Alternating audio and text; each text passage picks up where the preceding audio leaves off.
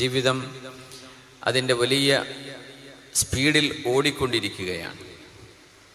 നമ്മൾ പോലും തിരിഞ്ഞു നോക്കുമ്പോൾ എത്ര പെട്ടെന്നാണ് പടച്ചവനെ കാലങ്ങളൊക്കെ കഴിഞ്ഞു പോയത് എന്ന് നമ്മൾക്ക് തന്നെ അത്ഭുതമായി പോകും. 30, 40, 50, 60, 70 വയസ്സുകൾ കഴിഞ്ഞുപോയ ദൈർഘ്യം നോക്കിയാൽ വളരെ പെട്ടെന്നാണ്. വളരെ പെട്ടെന്ന് നമ്മളിലെ യൗവനം നമ്മോട് യാത്ര ചോദിച്ചു. നമ്മളൊരു പിതാവാകുന്നു, വല്ലിപ്പയാകുന്നു, പേരക്കുട്ടികളുടെ ഉപ്പൂപ്പയാകുന്നു. പിന്നെ വാർദ്ധക്യത്തിൻ്റെ അവശതകൾ നമ്മിൽ കണ്ടു തുടങ്ങുന്നു. അങ്ങനെ മെല്ലെ മെല്ലെ നഷ്ടപ്പെട്ടു പോയ അല്ലെ കഴിഞ്ഞുപോയ ഒരു ബാല്യം നമ്മിലേക്ക് തിരിച്ചു വരാണ്. അങ്ങനെ ഒരു കുഞ്ഞ് ഇഴയുന്ന പോലെ എണീറ്റ് നടക്കാൻ പറ്റാത്ത വിധം നമ്മൾ വാർദ്ധക്യത്തിലേക്ക്, അതിൻ്റെ അവശതയിലേക്ക് നീങ്ങുകയാണ്. നോർത്ത് ഈസ്റ്റിലേക്ക് യാത്ര ചെയ്താൽ എത്തുന്ന പ്രദേശമാണ് തിർമിദ്. അവിടെ നിന്നൊരു 15 കിലോമീറ്റർ ചെന്നാൽ അഫ്ഗാനിസ്ഥാൻ്റെ ബോർഡറാണ്. ഞാൻ അവിടെ പോയിരുന്നു. മഹാനായ അബൂ ഈസ മുഹമ്മദ് ബിൻ സൗറത്ത് തിർമിദി എന്ന് പറയുന്ന ഹദീത്തുകളുടെ രചയിത, ഹദീത്തുകൾ സമാഹരിച്ച മഹാപണ്ഡിതൻ മഹാനായ തിർമിദി റഹ്മത്തുള്ളാഹി തആല അലൈഹി അവിടെയാണ്. അവിടെ തന്നെയാണ് മഹാനായ ഹക്കീമു തിർമിദി എന്ന് പറയുന്ന തസൂഫിൻ്റെ പ്രഗത്ഭനായ പണ്ഡിതൻ. ഇവരൊക്കെ ഇപ്പോൾ കിടക്കുന്നത് ഉസ്ബെക്കിസ്ഥാനിലാണ്. പഴയകാലത്തെ സോവിയറ്റ് യൂണിയൻ്റെ ഭാഗമായിരുന്ന സ്ഥലം. മഹാനായ ഇമാം തുർമിദി തങ്ങളുടെ മഖാമൊക്കെ വളരെ മനോഹരമാണ്. എന്തൊരു സമാധാനം എന്നറിയോ, ആ മഖാമിലേക്ക് ചെന്നാൽ തന്നെ എന്തെന്നില്ലാത്തൊരു സമാധാനമുള്ളൊരിടമാണ്. നമ്മൾ മഹത്തുക്കളൊക്കെ സന്ദർശിക്കണം എന്ന് പറയുന്ന, സിയാറത്ത് ചെയ്യണം എന്ന് പറയുന്നത് അതുകൊണ്ടാണ്. ഒരുപാട് നന്മകൾ ചെയ്തു പോയ, അള്ളാഹുവിന് വേണ്ടി ഒരുപാട് സുജൂദിലും റുക്കൂഇലും ഖിയാമിലും ഖുർആനിലും കഴിഞ്ഞുപോയ ആത്മാക്കളാണ് അവിടെ അന്ത്യവിഷമം കൊള്ളുന്നത്. അവിടെ മലക്കുകളുടെ സാന്നിധ്യം ഉണ്ടാവും. ഇമാം ബുഖാരി തങ്ങളുടെ മഖാമ് ഞാൻ സിയാറത്ത് ചെയ്തിട്ടുണ്ട്. അതൊരു വളരെ മനോഹരമായ ഒരു വലിയൊരു ഏരിയയാണ്. കിലോമീറ്ററുകൾ ചുറ്റളവിൽ മനോഹരമായ പൂക്കളും ഉദ്യാനങ്ങളും ഉണ്ടാക്കിയിട്ട് അതിൻ്റെ നടുവിൽ വളരെ മനോഹരമായിട്ട് ആ നാട്ടുകാർ ബഹുമാനിക്കുന്നുണ്ട്. സമർഖന്ദിലാണ് ഇമാം ബുഖാരി തങ്ങൾ അന്ത്യവിഷമം കൊള്ളുന്നത്. ജനിച്ചത് ബുഖാറയിലാണ്. സമർഖന്ദിൽ നിന്ന് ബുഖാറയിലേക്ക് ഒരു ബുള്ളറ്റ് ട്രെയിൻ ഉണ്ട്. 300-350 സ്പീഡിലൊക്കെ യാത്ര ചെയ്യുന്ന ട്രെയിൻ. ഒരു മണിക്കൂറിനകം നമുക്കവിടെ എത്താൻ പറ്റും. Samarkand to Bukhara. ബുഖാറ ഇമാം അവരുടെ ജീവിച്ച നാടാണ്. ഞാൻ 2 ഹദീത്ത് പണ്ഡിതന്മാർ ഒരു നാട്ടിലാണ്. തുർമുദി ഇമാമും ബുഖാരി ഇമാമും ഉസ്ബെക്കിസ്ഥാനിലാണ്. ഏതായിരുന്നാലും ഞാനിത് പറയുന്നത്, ഈ ഹദീത്ത് പണ്ഡിതന്മാരെന്നൊക്കെ പറയുമ്പോൾ ഇവരെവിടെയോ ആണെന്ന് തോന്നിപ്പോകും. അവർക്ക് ഈ ലോകത്ത് തന്നെ, നമ്മൾ അറിയുന്ന നാടുകളിൽ തന്നെ നമുക്ക് യാത്ര ചെയ്യാവുന്നു. ഡൽഹിയിൽ നിന്ന് 2.5 മണിക്കൂറേ ഉള്ളൂ അങ്ങോട്ട് ഫ്ലൈറ്റിന്. അപ്പോൾ തുർമുദി റഹ്മത്തുള്ളാഹി തആല അലൈഹി അവരുടെ സുനനിൽ ഉദ്ധരിച്ചു. ഇമാം ഹാക്കിം എന്നവർ മുസ്തദറക്കിൽ ഉദ്ധരിച്ചു. ഇമാം അഹ്മദ് എന്നവരുടെ മുസ്നദിലുണ്ട്. അഹ്മദ് എന്നവർ ഇറാഖിയാണ് റഹ്മഹുമുല്ലാഹു തആല ജമിയാൻ. അവരൊക്കെ ഹദീസിന് ചെയ്ത സേവനങ്ങൾ മറക്കാൻ പറ്റില്ല. അവരൊക്കെ ഹദീസുകൾ 1-ാം നൂറ്റാണ്ടിലും 2-ാം നൂറ്റാണ്ടിലും എഴുതി വെച്ചതുകൊണ്ട് നമുക്ക് ആ ഗ്രന്ഥങ്ങൾ റെഫർ ചെയ്താൽ മതി. സനദ് നോക്കി പോകേണ്ട ആവശ്യമില്ല. അവർ ആ കർമ്മം നിർവഹിച്ചു കഴിഞ്ഞു അവരിലേക്ക് എത്തുന്നത് വരെ.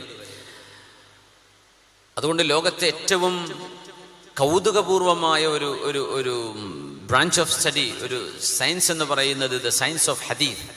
ഹദീസിനെ കുറിച്ച് പഠിക്കലാണ് ഇൽമുൽ ഹദീസ്. അത് ലോകത്ത് ഒരു മതത്തിലും ഒരിടത്തും കാണാത്തൊരു പഠനമാണ്. റിജാലിനെ സംബന്ധിച്ച്, സനദിനെ സംബന്ധിച്ച്, അവരുടെ ബയോഗ്രഫികൾ, ആയിരക്കണക്കിന് ആളുകളുടെ ബയോഗ്രഫി പഠിക്കണം. ചെറുപ്പം മുതൽ മരിക്കുന്നവരെ കാലഘട്ടം, എവിടെയൊക്കെ പഠിച്ചു, എന്തൊക്കെ ചെയ്തു, എന്തൊക്കെ പറഞ്ഞു, ആരൊക്കെയിൽ നിന്നാണ് ഇൽമ പഠിച്ചത്, ആർക്കൊക്കെയാണ് ഇൽമ പറഞ്ഞു കൊടുത്തത്, എത്ര യാത്രകൾ ചെയ്തു, ഹജ്ജ് ചെയ്തിട്ടുണ്ടോ ഇല്ലയോ, ജോലി എന്തായിരുന്നു, ഇതൊക്കെ 1,00,000-ലേറെ വരുന്ന ആളുകളുടേത് രേഖപ്പെടുത്തിയ പണ്ഡിതന്മാർ. മഹാനായ അല്ലാമ ഇബ്നു ഹജറുൽ അസ്ഖലാനി റഹ്മത്തുള്ളാഹി അലൈഹി, മഹാനായ ഇമാം ദഹബിയുടെ സീറ അലാമുൻ നുബല, ഇവരൊക്കെ റിജാലുൽ ഹദീസിനെ സംബന്ധിച്ച് ഗ്രന്ഥരചന നടത്തിയത്. അത്ഭുതം, എങ്ങനെ പഠിച്ചോനെ ഇവർക്കൊക്കെ ഇതൊക്കെ സാധിച്ചത്? അത്ഭുതപ്പെട്ടു പോകും. ഒരാളെക്കുറിച്ച് ഇത്രയും ഡീറ്റെയിൽഡ് ആയിട്ട് അവരുടെ ജീവിതത്തിലെ സംഭവങ്ങൾ, അങ്ങനെ വലിയൊരു സേവനം ചെയ്തവരാണ് ഹദീസ് പണ്ഡിതന്മാർ. എൻ്റെ വിഷയം അതല്ല, ഞാൻ ആ സനദ് മാത്രം പറഞ്ഞു പോകാൻ. അവർക്ക് വേണ്ടിയൊക്കെ ദുആ ഇറക്കണം. ബുഖാരി ഇമാമും മുസ്ലിം എന്നവരും, ഇമാം മുസ്ലിം എന്നവർ നൈസാബൂരിയാണ്, ഇറാനിന്റെ അങ്ങറ്റത്ത കിടക്കുന്നത്. ഇമാം മുസ്ലിം റഹ്മത്തുള്ളാഹി അലൈഹി പഴയകാലത്തെ ഖുറാസാൻ. ഇമാം തുർമിദി, ഇമാം ഇബ്നു മാജ, ഇമാം അബൂ ദാവൂദ്, ഇമാം നസായി, പിന്നെ ബുഖാരി ഇമാം പറഞ്ഞു. 6 പേർ. ഈ 6 പേരിൽ ഒരാൾ പോലും മാതൃഭാഷ അറബി സംസാരിക്കുന്നവരില്ല എന്നുകൂടെ ചേർത്ത് മനസ്സിലാക്കണം. സുഹാഹിന്റെ 6 സുഹാഹു സിത്തയുടെ പണ്ഡിതന്മാർ, ഇമാം ബുഖാരി തങ്ങൾ, ഇമാം മുസ്ലിം എന്നവർ, ഇബ്നു മാജ, തിർമിദി, നസായി, അബൂദാവൂദ് റഹിമഹുമുല്ലാഹു ജമീഅ, 6-ൽ ഒരാൾ പോലും അറബി ഭാഷ അവരുടെ മാതൃഭാഷയല്ല. ഹദീത്ത് പണ്ഡിതന്മാരിൽ മാതൃഭാഷ അറബി സംസാരിക്കുന്നത് 2 പേരാണ് മൊത്തത്തിൽ പറയാ. വേറെയുണ്ട്. ഇമാം അഹ്മദ് എന്നവര്, മഹാനായ ഇമാം മാലിക് എന്നവര് മുഅത്തയുടെ രചയിതാവ്, ഇമാം അഹ്മദ് എന്നവര് മുസ്നദിന്റെ രചയിതാവ്. ഇവരെ അറബി സംസാരിച്ചിട്ടുള്ളൂ, മാതൃഭാഷ. നോക്കണം, വിശുദ്ധ ഇസ്ലാം അറബി ഭാഷ സംസാരിക്കുന്നവർക്ക് മാത്രമല്ല, ഇത് ലോകോത്തര സംസ്കാരമാണ് എന്ന് അള്ളാഹു വിളിച്ചറിയിക്കാൻ ഹദീസിന് ഖിദ്മത്ത് ചെയ്ത ഈ 6 പണ്ഡിതന്മാർ മാതൃഭാഷ അറബി അല്ലാത്തവരാ. ബുഖാരി ഇമാം മാതൃഭാഷ അറബി അല്ലല്ലോ. അവരൊക്കെ ഭാഷ പഠിച്ചു, അവര് അതിൽ നൈപുണ്യം നേടി. ചില ആളുകളൊക്കെ ഭാഷയിൽ ഹുജ്ജത്തുകളായിരുന്നു. ഏതായിരുന്നാലും അവരുടെയൊക്കെ സേവനം അല്ലാഹുവേ നമ്മൾ പറയുന്നതും നമ്മൾ ചെയ്യുന്ന അമലുകളുടെയും കർമ്മശാസ്ത്ര പണ്ഡിതന്മാർ ഫുഖഹാ കണ്ടെത്തുന്ന മസ്അലകൾ അതനുസരിച്ച് അമല് ചെയ്യുന്നത് ഇവരുടെ ഹദീസുമായി ബന്ധപ്പെട്ടുകൊണ്ടാണ്. അതിന്റെ കൂലി, ഈ ഉമ്മത്ത് ചെയ്യുന്ന അമലുകളുടെ ഒക്കെ കൂലി ഈ ഹദീസ് പണ്ഡിതന്മാർക്ക്, മുഫസ്സിരീങ്ങൾക്ക് കിട്ടിക്കൊണ്ടിരിക്കുകയാണ്. അതിന്റെ ഒക്കെ കൂലി ആർക്ക് കിട്ടും? അഷ്റഫുൽ ഖൽഖ് സ്വല്ലല്ലാഹു അലൈഹി വസല്ലം, സ്വഹാബത്തിന് കിട്ടും, പിന്നെ നബി തങ്ങൾക്ക് കിട്ടും സ്വല്ലല്ലാഹു അലൈഹി വസല്ലം. അങ്ങനെ ഈ ദീനിനെ അല്ലാഹു കർമ്മങ്ങളെ കൊണ്ട് ബന്ധിപ്പിച്ചിരിക്കുകയാണ്. ഞാൻ എന്തെങ്കിലും ചെയ്യുന്നുണ്ടെങ്കിൽ എന്നെ പഠിപ്പിച്ച ഉസ്താദുമാർ, അവർക്കതിന്റെ കൂലി കിട്ടും, അവരുടെ ഉസ്താദുമാർക്ക് എന്റെ കൂലി. അങ്ങനെ സഹാബത്തിലേക്ക് എത്തും, തങ്ങളിലേക്ക് എത്തും. സുബ്ഹാന ജല്ല. നമ്മുടെ മദ്ഹബിന്റെ ഇമാമിങ്ങളിലൂടെ അത് കടന്നു പോകും, ഹദീസ് പണ്ഡിതന്മാരിലൂടെ. ഇങ്ങനെ ഈ ഉമ്മത്തിനെ അള്ളാഹു സൽക്കർമ്മങ്ങളെ കൊണ്ട് ബന്ധിപ്പിച്ചിരിക്കുകയാണ്. ആ ഒരു ആത്മീയ ബന്ധം നമ്മൾ ഇവരെയൊക്കെ സിയാറത്ത് ചെയ്യുമ്പോൾ കിട്ടും. അതുകൊണ്ടാണ് സജ്ജനങ്ങളെ, ജീവിച്ചിരിക്കുന്നവരെ നേരിട്ട് പോയി കാണണം. ഇല്ലെങ്കിൽ അവർ മരിച്ചു കിടക്കുന്നിടത്ത് അവരെ പോയി സിയാറത്ത് ചെയ്യണം. അത് ആത്മീയമായ വെളിച്ചം കിട്ടാൻ കാരണമാണ്. അവിടം ഒരു ലോകമുണ്ടെന്നും അവിടം അള്ളാഹു അവർക്ക് അനുഗ്രഹം ചെയ്യുന്നുവെന്നും വിശ്വസിക്കുന്നവരാണ് നമ്മൾ. പുണ്യനബി പഠിപ്പിച്ചതും അങ്ങനെയാണ്.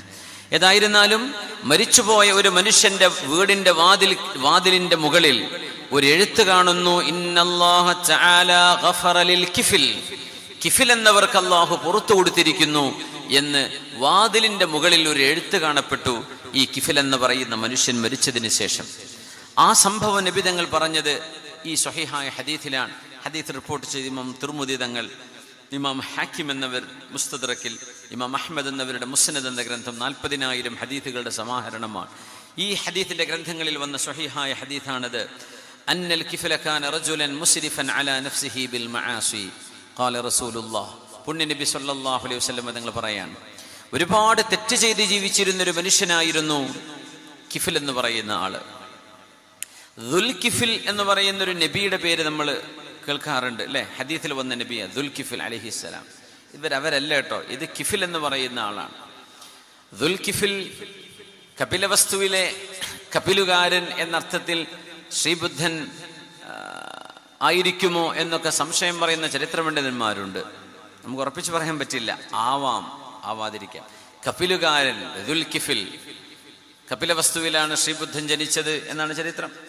അപ്പൊ കപിലുകാരൻ എന്നർത്ഥത്തിൽ ദുൽകിഫിൽ എന്ന് പറയുമ്പോൾ അത് തൗഹീദ് പഠിപ്പിക്കാൻ വന്ന ഒരു ആചാര്യന്റെ അല്ലെങ്കിൽ ഒരു പ്രവാചകന്റെ പേരാണ് എന്ന് മനസ്സിലാക്കാം. അങ്ങനെയെങ്കിൽ ഏകദൈവ വിശ്വാസം പഠിപ്പിക്കാൻ വന്ന ശ്രീബുദ്ധൻ ആയിരിക്കുമോ എന്നൊക്കെ ദുൽകിഫിൽ എന്ന് പറയുമ്പോൾ ചില ചരിത്ര പണ്ഡിതന്മാർ അബുൽ കലാം ആസാദിനെ പോലെയുള്ളവർക്ക് അഭിപ്രായപ്പെട്ടിട്ടുണ്ട്. പക്ഷെ ഐ എം നോട്ട് ഷുവർ. ആവാതിരിക്കാം. കിഫിൽ എന്ന് പറയുന്ന ആളെ കുറിച്ചാണ് ഈ ഹദീസിൽ പറയുന്നത്. അന്നൽ കിഫില കാന റജുലൻ മുസ്രിഫൻ അലാ നഫ്സിഹി ബിൽ മആസി. കിഫില് ഒരുപാട് തെറ്റ് ചെയ്ത് ജീവിച്ചിരുന്ന ഒരാളായിരുന്നു. ഫഅറാദ ഇംറഅതൻ യൗമൻ ഫഅബത അലൈഹി. ഇയാൾക്കൊരു പെണ്ണിനോട് സ്നേഹമായിരുന്നു. ആ പെണ്ണിനെ ജീവിതത്തിലേക്ക് കൊണ്ടുവരണമെന്നോ അല്ലെങ്കിൽ അവളുമായി ശാരീരിക ബന്ധം സ്ഥാപിക്കണമെന്നോ ഇയാൾക്ക് ആഗ്രഹമുണ്ടായിരുന്നു. പക്ഷെ ആ പെണ്ണ് അള്ളാഹുവിനെ ഭയപ്പെടുന്ന ഒരു പെണ്ണായിരുന്നു. ഫഅബത അലൈഹി. ഇന്ന് +2-നും ഡിഗ്രിയും പോകേണ്ട 10ാം ക്ലാസ്സിലേക്ക് എത്തുന്ന പെൺകുട്ടികൾ കാമുകന്മാരോട് വീട്ടിലേക്ക് വാട്ടോ, രാത്രി 11 മണിയായെങ്കിൽ വന്നോ, ഞാൻ വാതിൽ തുറന്നു തരാം, അവിടെ എൻ്റെ വല്യമ്മയേ ഉള്ളൂ, കുഴപ്പമൊന്നുമില്ല എന്ന് പറഞ്ഞ് പെൺകുട്ടികൾ ഇങ്ങോട്ട് ബോയ്സിനെ ക്ഷണിക്കുകയോ തിന്മയിലേക്ക് കൊണ്ടുവരികയോ ചെയ്യുന്ന സാഹചര്യമുണ്ട് എന്ന് വളരെ വേദനയോടെ നമ്മൾ ഓർക്കുകയാണ്. അള്ളാഹു നമ്മുടെ മക്കൾക്കൊക്കെ ഹിദായത്ത് നൽകട്ടെ. ചാരിത്രശുദ്ധി എന്ന് പറയുന്ന ആ ഒരു ശുദ്ധി ഒരു പെണ്ണിന് നഷ്ടമായാൽ പിന്നെ എന്ത് അലങ്കാരം! അത് നഷ്ടമായാൽ പിന്നെ അവരെന്തിനു പറ്റി? വ്യഭിചാരം മനിയും നുത്ഫത്തും ഉണ്ടാകുന്ന പ്രായമാകുമ്പോഴേക്കും വ്യഭിചാരം ചെയ്ത് തുടങ്ങുന്ന മക്കളാണെങ്കിൽ നമ്മുടെ നാടിൻ്റെ അവസ്ഥ എന്തായിരിക്കും? നമ്മുടെ രാജ്യത്തിൻ്റെ കോലെന്തായിരിക്കും? നമ്മളും വെസ്റ്റും തമ്മിലും എന്താ വ്യത്യാസം? പടിഞ്ഞാറിന് നമ്മൾ പറയും അവരങ്ങനെയാ ഇങ്ങനെയാന്നൊക്കെ. നമ്മളിപ്പോൾ അങ്ങനെയൊക്കെ ആയി തുടങ്ങിയില്ലയോ? എത്ര വലിയ ദുരന്തമാണത്! അള്ളാഹുവിനെ ഭയപ്പെടണം. പടച്ചവൻ കാണുന്നുണ്ട്, അള്ളാഹു എന്നെ കാണുന്നുണ്ട് എന്നൊരു ബോധമില്ലാത്തൊരു സമൂഹത്തിന് ഒരിക്കലും നന്നാവാൻ കഴിയില്ല. നമ്മൾ എത്ര ഉപദേശങ്ങൾ നൽകിയാലും പേടിപ്പിച്ചാലും സന്തോഷിപ്പിച്ചാലും ഒന്നും ഒരു മനുഷ്യന് നന്നാവാൻ കഴിയില്ല. ഇദാ ലം യകുൻ മിൻ നഫ്സിഹി റാജിഅ, സ്വന്തം ശരീരത്തിൻ്റെ ഉള്ളിൽ നിന്ന് ഒരു ഉപദേശകൻ അവരിലേക്ക് ഉപദേശം നൽകിയാലൊഴികെ, അതായത് ഞാനിത് ചെയ്യാൻ പാടില്ല, എൻ്റെ മുമ്പിലേക്ക് എത്ര തിന്മയുടെ സാഹചര്യങ്ങൾ വന്നാലും വിവാഹത്തിലൂടെ നിക്കാഹിലൂടെ ഞാൻ എൻ്റെ ഭാര്യയായി സ്വീകരിക്കുന്നവളെ മാത്രമേ ഞാൻ സമീപിക്കുകയുള്ളൂ എന്ന് തീരുമാനിക്കാൻ ഒരാണിനും ഒരു പെണ്ണിനെ സംബന്ധിച്ചിടത്തോളം അള്ളാഹു എനിക്ക് അനുവദിച്ചു തരുന്ന നിക്കാഹിലൂടെ എനിക്ക് ഹലാലായ ഒരു ചെറുക്കൻ, ഞാൻ അവനെ പ്രേമിക്കുള്ളൂ, അവനെ ഞാൻ ഇഷ്ടപ്പെടുള്ളൂ, അവനുമായി എനിക്ക് ചങ്ങാത്തമുള്ളൂ. നമ്മുടെ ഭാര്യമാർ നമുക്ക് ഇഷ്ടപ്പെട്ടവളും നമ്മുടെ ഭർത്താക്കന്മാർ നമുക്ക് ഇഷ്ടപ്പെട്ടവനുമാണെങ്കിൽ ജീവിതം എത്ര സന്തോഷകരമാണ്. അതിൻ്റെയൊക്കെ മുമ്പ് തിന്മകളിലേക്ക് വഴിമാറി സഞ്ചരിച്ച് തിന്മകളുടെ മഹാഗർത്തങ്ങളിലേക്ക് ആണ്ടുപോയതിന് ശേഷം ഒരു തിരിച്ചുവരവ് അള്ളാഹു നൽകിയില്ലെങ്കിൽ നമ്മൾ വ്യഭിചാരികളായിട്ടല്ലേ അള്ളാഹുവിൻ്റെ മുമ്പിലേക്ക് പോകുന്നത് എന്ന് വളരെ വേദനയോടുകൂടെ നമ്മൾ ഓർക്കണം. കിഫിൽ അങ്ങനെ ഒരു പെൺകുട്ടിയെ സ്നേഹിച്ചിരുന്നു. അവളാണെങ്കിലോ അള്ളാഹുവിനെ ഭയപ്പെട്ടവളാണ്. ഇത് പുണ്യനബി പഠിപ്പിച്ച ഹദീസാണിത്, സ്വഹീഹായ ഹദീസാണ്. ثم أصابتها حاجة فجاءت إليه. അങ്ങനെ അവൾക്ക് ദാരിദ്ര്യം വന്നു, പ്രയാസം വന്നു. ഇവൻ പൈസക്കാരനായിരുന്നു, കാശുണ്ടായിരുന്നു. അപ്പൊ അവൻ്റെ അടുത്തേക്ക് വന്നു. മനുഷ്യൻ ദുർബലനാണ്. ദാരിദ്ര്യം വരുമ്പോ കാശുള്ളിടത്തേക്ക് ചിന്തിക്കുന്നത് അവരടുത്ത് പോയാൽ എൻ്റെ കാര്യം നടക്കുമോ, അയാളെ കണ്ടാൽ എൻ്റെ വിഷയം സാധ്യമാകുമോ എന്ന് ചിന്തിക്കുന്നത് സ്വാഭാവികമാണ്. ഈ പെണ്ണിന് അങ്ങനെ ചിന്തിക്കേണ്ടി വന്നു. കിഫലിൻ്റെ അരികത്തേക്ക് ചെന്ന് എന്തെങ്കിലും ഒരു കാശ് ചോദിച്ചാൽ അവൻ തരുമായിരിക്കും. എല്ലാ വാതിലുകളും അടഞ്ഞപ്പോൾ അങ്ങനെ ചെയ്യേണ്ടി വന്നു. അതുകൊണ്ടാണ് നമ്മളോട് പുണ്യനബി തങ്ങൾ ചെയ്തിരുന്നൊരു പ്രാർത്ഥന നമ്മളോട് ചെയ്യരുത് എന്ന് പറഞ്ഞിട്ടുണ്ട്. തങ്ങൾ ചെയ്ത ദുആയാ, പക്ഷെ നമുക്ക് ചെയ്യാൻ പറ്റൂല. എന്താണത്? അല്ലാഹുമ്മ ഹീനി മിസ്കീനൻ വഅമിത്നി മിസ്കീനാ വഹ്ശുർനി ഫീ സുംറത്തിൽ മസാകീൻ. അല്ലാഹുവേ, എന്നെ ഒരു ദരിദ്രനായി ജീവിപ്പിക്കണമേ, ഒരു ദരിദ്രനായി മരിപ്പിക്കണമേ, ദരിദ്രന്മാരുടെ കൂടെ എന്നെ പുനർജന്മം നൽകണമേ. അവസാനത്തിൽ നമുക്കൊന്നും വരക്കാൻ പറ്റും, പക്ഷേ ദരിദ്രനായി ജീവിപ്പിക്കണമേ എന്ന് നമ്മളോട് ദുആ ഇരക്കരുതെന്നാണ്. ഹാദിഹി ദുആ ഖാസ്സത്തുൻ ബിറസൂലില്ലാഹ്. നബി തങ്ങൾക്ക് പ്രത്യേകമായ പ്രാർത്ഥനയാണത്രേ. എന്താ കാരണം എന്നറിയോ? പടച്ചവനെ, എനിക്ക് ദാരിദ്ര്യം നൽകണമേ എന്ന് നമ്മൾ അല്ലാഹുവിനോട് ദുആ ചെയ്യുകയും ആ ദുആ അല്ലാഹു സ്വീകരിക്കുകയും ചെയ്താൽ, നേരം വെളുത്താൽ കട്ടൻ ചായ കുടിക്കാൻ പോലും നമ്മുടെ കയ്യിൽ കാശില്ലാതെ വരുമ്പോ, നമ്മുടെ മക്കള് വിശന്ന് കരയുമ്പോ, അവർക്ക് അന്നം കൊടുക്കാൻ കഴിയാതെ വരുമ്പോ, വസ്ത്രം മാറാനില്ലാതെ വരുമ്പോ, ഭാര്യ പോലും ഞാൻ എൻ്റെ വീട്ടിലേക്ക് പോവുകയാണ്, നിങ്ങളുടെ കൂടെ ജീവിതം ദുസ്സഹമാണ് എന്ന് പറഞ്ഞ് നമ്മ വിട്ട് ഇറങ്ങിപ്പോകുമ്പോ, ആ ദാരിദ്ര്യം സഹിക്കാൻ വലിയ ക്ഷമ വേണ്ടി വരും. ആ ക്ഷമ ആർക്കുണ്ട്? അഷ്റഫുൽ ഖൽക്കിനുണ്ട് സല്ലല്ലാഹു അലൈഹി വസല്ലം. ദാരിദ്ര്യം സഹിക്കാനുള്ള ക്ഷമ നമുക്കുണ്ടായിക്കൊള്ളണമെന്നില്ല. അതുകൊണ്ട് ജനങ്ങളെ, നിങ്ങൾ ദുആ ഇരക്കേണ്ടത് അല്ലാഹുമ്മ അഗ്നിനി ബിഹലാലിക അൻ ഹറാമിക്. അല്ലാഹുവേ, ഹലാൽ കൊണ്ട് ഐശ്വര്യം നൽകണമേ. അൻ ഹറാമിക്, ഹറാമായ സമ്പാദ്യം ഒന്നും എനിക്ക് വേണ്ട റബ്ബേ, ഹലാൽ കൊണ്ട് ഐശ്വര്യം തരണം. ആരുടെ മുമ്പിലും ചെന്ന് കൈനീട്ടുന്ന അവസ്ഥ വരരുത്. اللهم أغنني بحلالك عن حرامك وبطاعتك عن معصيتك وبفضلك عمن سواك.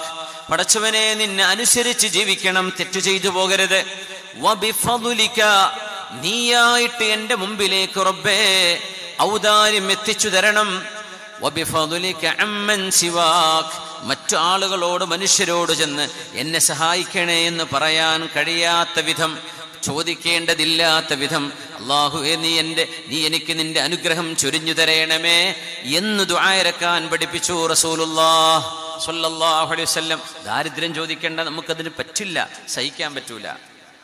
വറാവദതുഹുൽ ജിബാലു ശുമ്മു അൻ മിൻ ദഹബി അൻ നഫ്സിഹി ഫഅറാഹ അയ്യമാ ശമമി. مولاي صل وسلم دائما أبدا على حبيبك خير الخلق كلهم وأكدت زهده فيها ضرورته إن الضرورة لا تعدو على العصم مولاي صل وسلم دائما أبدا على حبيبك خير الخلق كلهم وكيف تدعو إلى الدنيا ضرورة من وكيف تدعو إلى الدنيا ضرورة من لولاه لم تخرج الدنيا من العدم مولاي صل وسلم دائما أبدا على حبيبك خير الخلق كلهم. പുണ്യനബിയുടെ പ്രാർത്ഥന അങ്ങനെയാണ്. നബി തങ്ങൾ അവിടുന്ന് വേണമെന്ന് വിചാരിച്ചിരുന്നുവെങ്കിൽ ഉഹദ് പർവ്വതമടക്കം സ്വർണമായി മാറാൻ ഹബീബിന് വേണ്ടി റെഡിയായിരുന്നു. തങ്ങളുടെ അടുത്ത് വന്ന് അബ്ദുറഹ്മാൻ ഇബ്നു ഔഫ് റളിയല്ലാഹു അൻഹു പറഞ്ഞൊരു കാര്യം, അന്ന് മക്കയിൽ നിന്ന് ഹിജറ ചെയ്ത് മദീനത്തേക്ക് വന്നപ്പോഴേ കയ്യിൽ ഒന്നുമില്ല, എല്ലാം നാട്ടിലുപേക്ഷിച്ചു പോന്നിരിക്കുകയാണ്, ഒന്നും കയ്യിലില്ല. ആ സമയം പുണ്യനബി തങ്ങൾ സ്വഹാബികളോട് പറഞ്ഞു, മദീനയിൽ അലൈക്കും ബിസ്സൂഖ്, നിങ്ങൾ കച്ചവടം ചെയ്യണം, കച്ചവടം ചെയ്യണം. അതുകൊണ്ടാണ് കച്ചവടം ദീനിൽ വലിയ പുണ്യമുള്ള ഒരു ജോലിയാണ്. കച്ചവടം ചെയ്യുക, അത് സത്യസന്ധമായിട്ട് ചെയ്യുക. നമ്മുടെ ദുബൈയിലേക്കൊക്കെ കുറേ കാലമായിട്ട് അലയൊക്കെ എന്നല്ല പറയല്, അലയ കച്ചവടപ്പില്ലേ? അൽഹംദുലില്ലാ. അപ്പോൾ കച്ചവടക്കാർ, നമ്മുടെ നാട്ടുകാരായ ആൾക്കാർ, നാട്ടിൽ നിന്ന് പുറം നാട്ടിൽ പോയി ജോലി ചെയ്ത് കച്ചവടക്കാർക്കൊക്കെ ഖിയാമത്ത് നാൾ ഒരുപാട് കിട്ടൂട്ടോ. എന്തേന്നറിയോ? കടം വാങ്ങി തിരിച്ചറിയാത്ത പൈസ ഉണ്ടാവും, ഒരു ലോഡ് തരാന്ന് പറഞ്ഞ് മുങ്ങിയിട്ടുണ്ടാവും. ഇതൊക്കെ നാളെ മഹ്ശറിൽ നിന്ന് വാങ്ങാൻ കിട്ടുള്ളൂ, ഇവിടുന്ന് കിട്ടൂല ചിലപ്പോൾ. പൊന്നു സഹോദരങ്ങളെ, കൊടുക്കാനുള്ളത് കൊടുത്തോളി, ഇന്ന് കൊടുത്തോളി, നാളെ കൊടുക്കുകയാണെങ്കിൽ പിന്നെ നിസ്കാരം നോമ്പൊക്കെ എടുത്ത് കൊടുക്കാണ്ടാവുക. ഇപ്പം കൊടുക്കാൻ എന്തെങ്കിലും പറഞ്ഞ് പൊരുത്തപ്പെടിക്കെങ്കിലും ചെയ്യാം. കച്ചവടക്കാർക്കേ വലിയ ലിസ്റ്റ് ഉണ്ടാവും. അതുകൊണ്ട് ആരും നാട്ടിൽ കച്ചവടം ചെയ്യൂല. നാട്ടുകാർക്ക് കടം കൊടുക്കേണ്ടി വരുന്നു വെച്ചിട്ട് കച്ചവടം വല്ല മലമ്പൂരോ ഇടക്കരയൊക്കെ കൊണ്ടുപോയി ചെയ്യും. നാട്ടുകാരോട് ഇപ്പോൾ കടം തരൂല എന്ന് പറഞ്ഞാൽ പിന്നെ കച്ചവടം പൊളിയും. അപ്പോൾ പിന്നെ വേറെ എവിടെയും പോകാൻ നല്ലതെന്ന് പറയും. അവർക്കൊരുപാട് കിട്ടാനുണ്ടാവും. അപ്പോൾ ഹക്കടപാടുകൾ വലിയ വിഷയമാണ്. കച്ചവടം ചെയ്തോളൂ. തങ്ങൾ പറഞ്ഞു, അലൈക്കും ബിസ്സൂഖ്, നിങ്ങളെല്ലാവരും മദീനയുടെ അങ്ങാടികളിലേക്ക് ഇറങ്ങിക്കോളൂ. സഹാബികൾ പറയും, പൊന്നാര നബി, കയ്യിൽ കാശില്ലാതെ ഞങ്ങൾ എങ്ങനെ കച്ചവടം ചെയ്യുക? അബ്ദുറഹ്മാൻ ഇബ്നു ഔഫ് റളിയല്ലാഹു അൻഹു 4 ദിർഹം കയ്യിൽ വെച്ചിട്ട് പറഞ്ഞു, നബിയെ 4 ദിർഹമേ എൻ്റെ കയ്യിലുള്ളൂ. 4 ദിർഹം, അതിന് വാടക കൊടുക്കാൻ പറ്റുമോ? ഒരു സാധനം വാങ്ങിക്കാൻ പറ്റുമോ? തങ്ങൾ പറഞ്ഞു, അബ്ദുറഹ്മാൻ ഇബ്നു ഔഫ് നിങ്ങളെ കൈ അങ്ങ് നീട്ടിക്കണെന്ന് പറഞ്ഞു. കൈ നീട്ടാൻ വേണ്ടി പറഞ്ഞു. നബി തങ്ങൾ ആ കയ്യിൽ അടിച്ചുകൊണ്ട് പറഞ്ഞു, അല്ലാഹുമ്മ ബാരിക് ലി അബ്ദുറഹ്മാൻ ഇബ്നു ഔഫ് ഫീ സഫഖതി യദി, അല്ലാഹു അബ്ദുറഹ്മാൻ ഇബ്നു ഔഫ് ചെയ്യുന്ന കച്ചവടത്തിൽ അല്ലാഹു നീ ബറക്കത്ത് ചെയ്യണമേ. അവർ പറയാണ്, ഇനിയാണ് ഞാൻ പറയുന്ന വിഷയവുമായി ബന്ധിക്കുന്നത്. അവർ പറയാണ്, തങ്ങൾ ആ ദുആ ചെയ്തതിന് ശേഷം ഞാൻ കച്ചവടം തുടങ്ങി. കച്ചവടം അങ്ങ് പൊടിപിടിച്ചു. പുണ്യനബിയുടെ പ്രാർത്ഥന കിട്ടിയപ്പോൾ എനിക്ക് തോന്നുമായിരുന്നു, ചില പാറക്കല്ലൊക്കെ കണ്ടാൽ അതങ്ങ് മറിച്ചിട്ടാൽ അതിനടിയിൽ സ്വർണ്ണം ഉണ്ടാവുമെന്ന്. ഞാൻ എന്ത് ചെയ്താലും ലാഭം, എവിടെയും ലാഭം, ഏത് കച്ചവടവും വിജയിക്കും. തൊട്ടത് മുഴുവൻ പൊന്നാക്കുന്ന വിധം അള്ളാഹു എനിക്ക് ബറക്കത്ത് തന്നു. ആരുടെ ബറക്കത്ത്? പുണ്യനബിയുടെ സ്വല്ലല്ലാഹു അലൈഹി വസല്ലം, ഹബീബായ നബി തങ്ങളുടെ പ്രാർത്ഥന കൊണ്ട് കിട്ടിയ ബറക്കത്താണത്. അപ്പോൾ ആ തങ്ങൾക്ക് ദുന്യാവ് വേണമെങ്കിൽ പ്രയാസമുണ്ടോ? തങ്ങൾ ദുആ ചെയ്ത് കൊടുത്തപ്പോഴാണ് അബ്ദുറഹ്മാൻ ഇബ്നു ഔഫ് റളിയല്ലാഹു അൻഹു 1000 ഒട്ടകപ്പുറത്താണ് കച്ചവട സംഘവുമായി വന്നത്. 1000 ഒട്ടകപ്പുറത്ത്. 1000 ഒട്ടകം എന്ന് പറഞ്ഞാൽ ഇന്നത്തെ 1000 പിക്കപ്പോ 1000 ട്രക്കുകളോ എന്ന് സങ്കല്പിക്കാം.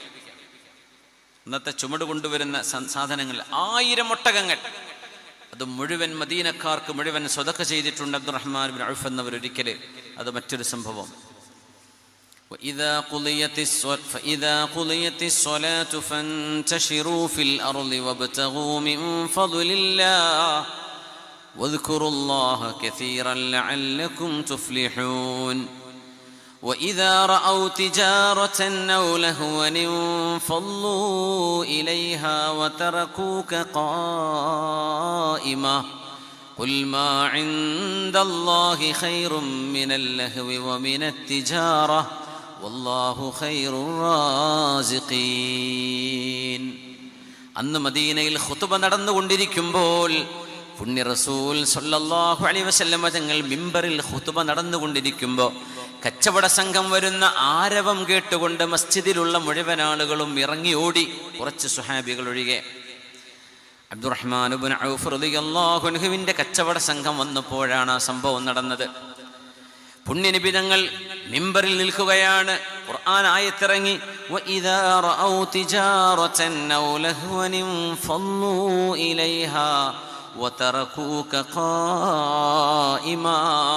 നബിയേ, അങ്ങ് നിൽക്കുന്ന ആ മിമ്പറിൽ അങ്ങ് നിൽക്കുകയും മുമ്പിൽ ആളുകളില്ലാതിരിക്കുകയും വരുന്ന വിധം കച്ചവടം കണ്ടപ്പോൾ, ഉത്സവമേളങ്ങളെ പോലെ വാദ്യങ്ങൾ കേട്ടപ്പോൾ അവർ ഇറങ്ങി ഓടിയല്ലേ നബിയേ?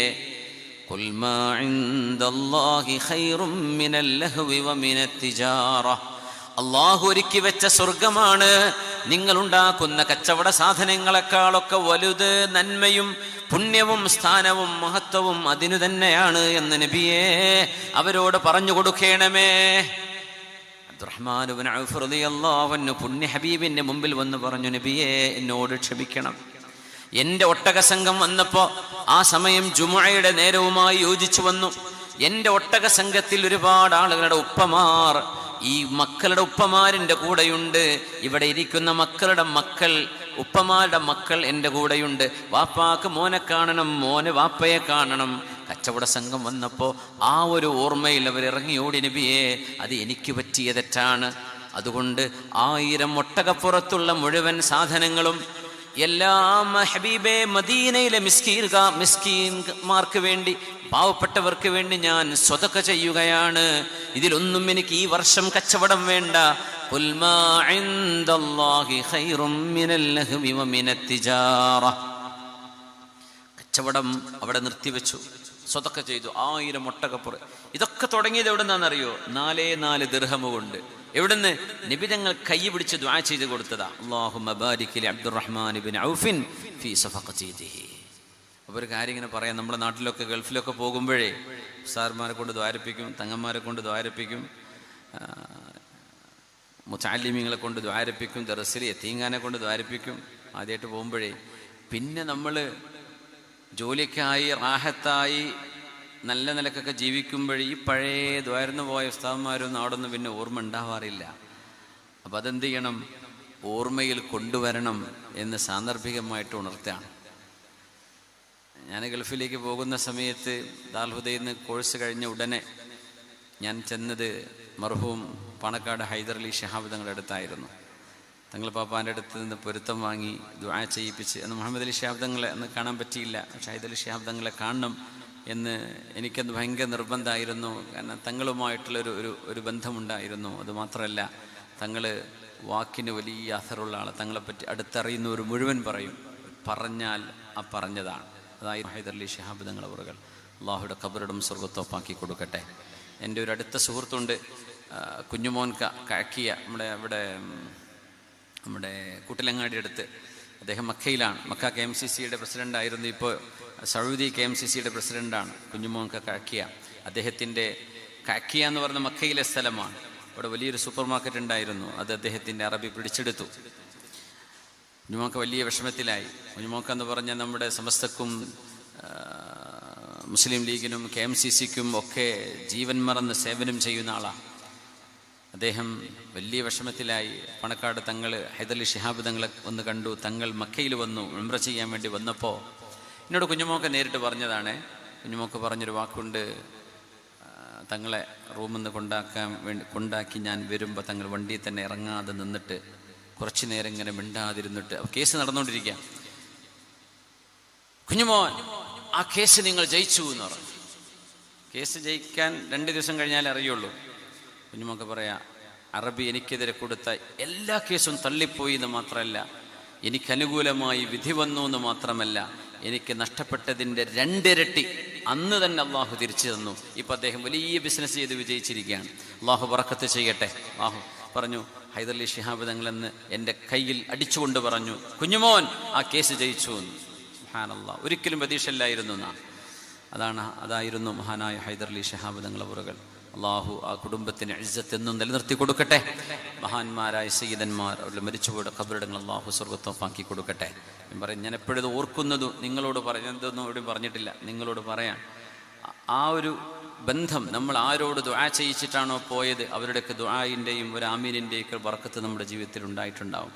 നമ്മൾ അവരോട് ആ ബന്ധം ഓർമ്മിപ്പിക്കുകയും കാണുമ്പോൾ ചെന്ന് സമയം കിട്ടുമ്പോഴൊക്കെ ചെന്ന് കാണുകയും ചെയ്തിരുന്നു. ഇന്നലെ തങ്ങളെ പോയി സിയാറത്ത് ചെയ്തിട്ടുണ്ടായിരുന്നു. അൽഹംദുലില്ലാഹ്, ഞാൻ പറയാണ്, എപ്പോഴും നമുക്കൊരു നിഅമത്തിന് കാരണക്കാരാകുന്ന ആളുകളെ നമ്മൾ ഓർക്കണം. ഉസ്താദുമാരും നമ്മൾ ആദ്യം ദ്വാരിപ്പിച്ച സ്ഥലം, ആ ദർസ് യതീംഖാന, അല്ലെങ്കിൽ ആ ഒരു മഖാം, അവിടുത്തെ ഉസ്താദ് ആരോടാണോ എവിടെ നിന്നൊക്കെയാണോ നമ്മൾ അങ്ങോട്ട് തിരിച്ചെത്തണം.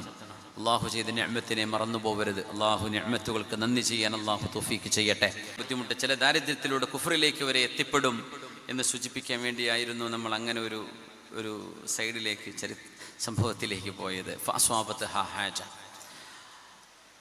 ഒരുപാട് കാലം കാമുകനായി പിന്നാലെ നടന്നിട്ടും ആ പെണ്ണ് വ്യഭിചാരത്തിന് സമ്മതം കൊടുത്തില്ല, അവളതിനെ സമ്മതിച്ചില്ല.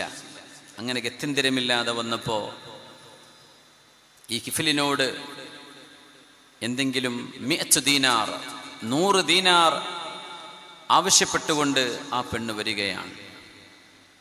അപ്പോൾ അയാൾ ആ കിഫിൽ നിർബന്ധം പിടിച്ചു. തിന്മ ചെയ്ത് നടക്കുന്ന ഒരാൾ, ആലോചിച്ച് നോക്കി. അവളോട് പറഞ്ഞു, നിനക്ക് ഞാൻ 100 ദീനാർ തരാം, അൻ തുഖല്ലിയ ബൈനി വബൈന നഫ്സിക്. എന്ത് ചെയ്യണം? എനിക്ക് വ്യഭിചാരത്തിന് നിന്ന് തരണം. ഇതായിരുന്നു അവൻ്റെ ഉദ്ദേശ്യം. അവൾ പേടിച്ചു, അവൾ സങ്കടപ്പെടാൻ തുടങ്ങി. പടച്ചവനെ, ഒരു ദാരിദ്ര്യം വന്നതിൻ്റെ പേരിൽ ഒരു വ്യഭിചാരത്തിന് നിന്ന് കൊടുക്കേണ്ട വരുന്നൊരു ഗത്യന്തരത്തിലേക്ക് ഞാൻ എത്തിയല്ലോ റബ്ബേ. അവൾക്ക് വേറെ വഴിയില്ലായിരുന്നു. ثم قعد منها مقعد الرجل من امرأته فارتعدت وبكت. ആ ഒരു മഹാ തിന്മ നടക്കാൻ പോകുന്ന സമയം ഫർതഅദത്, ആ പെണ്ണ് വറവറക്കാൻ തുടങ്ങി. വബകത്, അവൾ നിലവിളിച്ച് കരയാൻ തുടങ്ങി. യൗവനത്തിൻ്റെ ആ ഒരു ചൂടിലും ഊഷ്മളതയിലും നിൽക്കുമ്പോൾ തിന്മയുടെ രസം, അതിൻ്റെ പിറകെ വരുന്ന അദാബിനെ മറപ്പിച്ചു കളയുന്നത് സ്വാഭാവികം. ലാ ഖൈറ ഫീ ലദ്ദത്തിൻ മിൻ ബഅദിഹാ അന്നാറു. ഏതൊരു തിന്മയ്ക്ക് ശേഷവും വരാനുള്ളത് ശിക്ഷയാണെങ്കിൽ ആ തിന്മയ്ക്ക് എന്ത് ആനന്ദം. ആ പെണ്ണ് വിറക്കാൻ തുടങ്ങി, കരയാൻ തുടങ്ങി. മാ യുബ്കീകി, എന്തിനാണ് നീ കരയുന്നത് എന്ന് അയാൾ ചോദിച്ചു. ഈ ചരിത്രം പറഞ്ഞു തരുന്നത് നബിയുനാ റസൂലുള്ളാഹി സ്വല്ലല്ലാഹു അലൈഹി വസല്ലം. അവൾ പറഞ്ഞു, ഹാദാ അംറുൻ മാ ഫഅൽതുഹു ഖത്തു. എൻ്റെ ജീവിതത്തിൽ ഞാൻ ഒരിക്കലും ചെയ്തിട്ടില്ലാത്ത തിന്മയാണിത്. വഇന്നമാ ഫഅൽതുഹുൽ ആന ലിൽ ഹാജ. ഞാനിത് ചെയ്യുന്നത് ദാരിദ്ര്യം കൊണ്ടാണ്. ദാരിദ്ര്യമില്ലായിരുന്നുവെങ്കിൽ ഞാനിത് ചെയ്യുമായിരുന്നില്ല എന്ന് പറഞ്ഞ് പൊട്ടിക്കരയുകയാണവൾ. ഒരു തിന്മ നടക്കുമ്പോൾ ആ തിന്മ ആസ്വദിക്കുന്നതും ആ തിന്മയിൽ പേടിക്കുന്നതും രണ്ടും രണ്ടല്ലയോ? ഫഅഖ്ബല അലാ നഫ്സിഹി യുവബ്ബിഹുഹാ. ഒരു തിന്മ അയാൾ ആഗ്രഹിച്ചത്, വർഷങ്ങളോളം ഇവളുടെ പിന്നാലെ നടന്നിട്ട് കിട്ടാത്തത് സാധ്യമായപ്പോൾ ഈ പെണ്ണിന്റെ കരച്ചിൽ കേട്ടപ്പോ കിഫിലിന്റെ മനസ്സിനെന്തോ ചില ചിന്തകൾ കോറിയിടുകയാണ്. അയാൾ ചിന്തിച്ചു പോയി, റബ്ബേ, ഒരു തിന്മയും ഒഴിവാക്കാതെ നടക്കുന്ന ഞാൻ, മദ്യപാനം എൻ്റെ ശീലം, വ്യഭിചാരം പറ്റുന്നിടത്ത് മുഴുവനും അങ്ങനെ തിന്മകൾ എൻ്റെ കൂടപ്പിറപ്പ്, അങ്ങനെ നടക്കുന്ന ഞാൻ, ലാ അബ്കി, എനിക്കെന്താണ് കരച്ചിൽ വരാത്തത്? വഹാദിഹിൽ മർഅ, ഈ പെണ്ണാണെങ്കിലോ മാ ഫഅലത് മഅസിയതൻ ഖത്തു, ഇപ്പോഴും കന്യകയായി നടക്കുന്ന, അള്ളാഹുവിനെ ഭയപ്പെട്ട് നടക്കുന്ന ഈ പെണ്ണ്, അവളാണെങ്കിലോ പൊട്ടിക്കരയുകയാണ്. ഞാനല്ലയോ അവളെക്കാളും അള്ളാഹുവേ നിന്നെ പേടിക്കേണ്ടത്? തിന്മ ചെയ്യുന്ന ഞാനല്ലയോ പേടിക്കേണ്ടത്? അവൾ പേടിക്കുന്നു, അവളൊന്നും ചെയ്തിട്ടില്ല, ഞാനാണ് തിന്മ ചെയ്യാൻ വന്നത്. അവിടുന്ന് എഴുന്നേറ്റു. തൗബ ചെയ്തുകൊണ്ട് മടങ്ങി അവിടുന്ന് എഴുന്നേൽക്കുകയാണ്.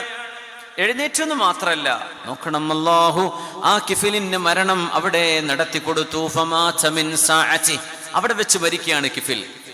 ഫാസ്ബഹ മക്തൂബൻ അലാ ബാബിഹി, കിഫിലിന്റെ ജനാസ എടുക്കാൻ വന്ന ആളുകൾ, കിഫിലിനെ കുളിപ്പിക്കാൻ വരുന്ന ആളുകൾ, കിഫിലിന്റെ വീട്ടുകാർക്ക് ആശ്വാസം നൽകാൻ വരുന്ന മുഅസ്സികളായ ആളുകൾ, അവർ മുഴുവനും കാണുന്നു മക്തൂബൻ അലാ ബാബിഹി, വീടിന്റെ വാതിലിന്റെ മുകളിൽ എഴുതി വെച്ചിരിക്കുന്നു, ഇന്നല്ലാഹ തആല ഗഫറ ലിൽ കിഫിൽ, അല്ലാഹു കിഫിലിന് പുറത്തു കൊടുത്തിരിക്കുന്നു.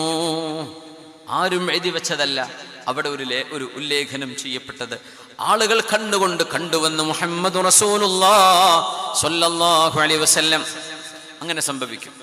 ഉമർ ഇബ്നു അബ്ദുൽ അസീസ് റളിയല്ലാഹു അൻഹു റഹ്മത്തുള്ളാഹി അലൈഹി വഫാത്തായി ഖബറിലേക്ക് മഹാന്റെ ജനാസ ഇറക്കി വെക്കുമ്പോൾ ഹാദാ ഫിദാഉക മിനന്നാർ എന്ന് പറഞ്ഞ ഒരു റുക്അ, ഒരു തോലിന്റെ കഷ്ണം പാറി വന്ന് വീണിട്ടുണ്ടായിരുന്നു ഖബറിൽ. ഇത് നിങ്ങൾക്ക് നരകം ഹറാമാണ് എന്ന് വിളിച്ചറിയിക്കുന്ന അറിയിപ്പാണ്. സുബ്ഹാനല്ലാഹ്. ആ ഒരു കഷ്ണം തോൽ കഷ്ണത്തോടുകൂടെയാണ് ഉമർ ഇബ്നു അബ്ദുൽ അസീസ് തങ്ങൾ അവിടെ ജനാസ മറവ് ചെയ്തിരുന്നത്. ഹാദാ ഫിദാഉക മിനന്നാർ, ഹാദാ ഫിദാഉക മിനന്നാർ.